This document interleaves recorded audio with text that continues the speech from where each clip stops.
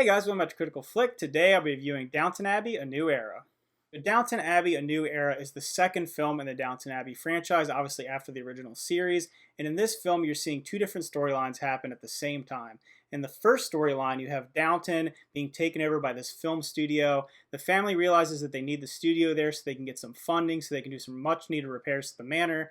And Mary is still there, and she's being able to take care of the manor while the rest of the family is out traveling to the French Riviera, because Lady Grantham had a mysterious man from her past leave her a villa, and they want to go there and find out what's happening. They're invited there. There's all this intrigue and mystery into her past. So one of the great things about this movie is that Lady Grantham takes center stage because, like I said, there's the mystery of her past, but it's awesome seeing Maggie Smith being able to reprise this role probably one last time because, not to go into too many spoilers of the film, but it's a great culmination of her career. It's like a celebration of that character because she's obviously been this through line throughout the whole series in the other movie where she kind of brings everyone together. She's the glue of this family, even though she can be kind of snarky and quippy at times. She's obviously there for everyone, and she creates these, connections between the lowest of the low and the highest of the high. And it's great seeing her, like I said, take center stage. Shelly Docker gives a really good performance in this film because she's able to almost complete her arc. She hasn't always been the most likable character throughout the series, but in this one, you get to see her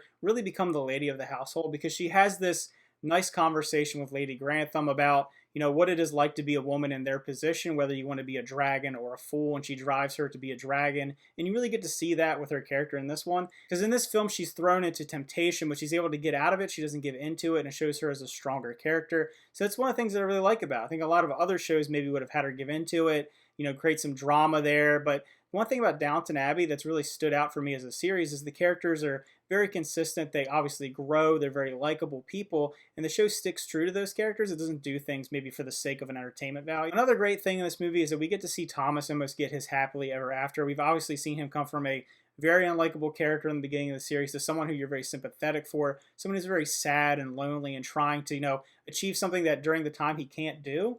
But in this one, you really get to see him finally have a continuation of his story and maybe a conclusion where he can actually be happy. And there's some really heartfelt moments, particularly around that. There's a lot of heartfelt moments in this movie. The movie overall does have a bit of a melancholy to it, like I said with Lady Grantham and the way her life is continuing. You get to see some happy moments and some new beginnings in these characters, and that's one thing that I really enjoy is that combination of the happiness to outweigh too much of it just being a really, really sad movie. Because like I said, there are some really sad moments. Production design, the costuming, and the music are obviously excellent. Those are carryovers from the series and the first film.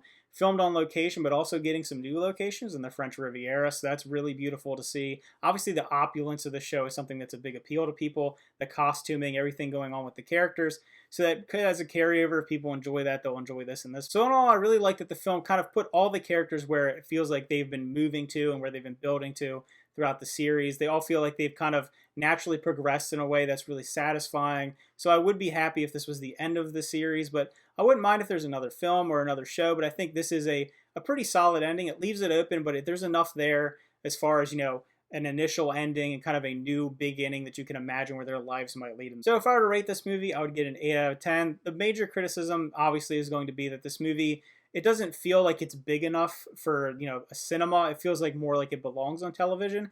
But I felt that way about the first film. But that doesn't take away from the fact that it's a really good movie. If you love this series, you'll enjoy this movie. You love these characters, and you get to see their kind of continuations of their journeys. And it's just, overall, it's really enjoyable, especially if you like the original series. So if you checked it out, let me know what you thought about it. Leave those comments down below. Remember to like and subscribe, and see you guys next time.